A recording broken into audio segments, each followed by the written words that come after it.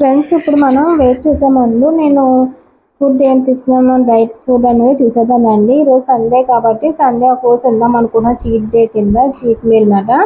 So morning breakfast వచ్చేసి మేము బయట తిందాం అనుకుంటున్నాను. ఎవ్రీ సండే అంటే బయట మార్కెట్ కదా వెళ్తాం కదా మార్నింగ్, అందుకు మార్నింగ్ పూరి కర్రీ తిన్నాను.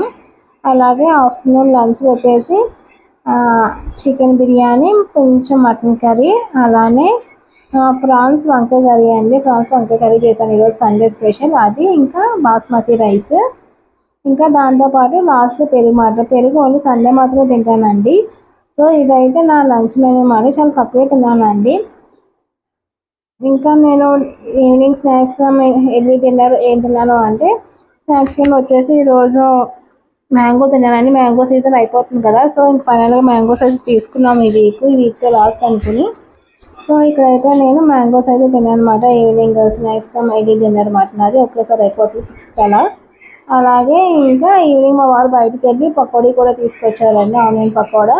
సో ఆనియన్ పకోడాతో పాటు టీ తీసుకున్నాను అనమాట. సో సండే ఒకటి చీట్ మీల్ అన్నాను కాబట్టి ఇలా తీసుకున్నాను.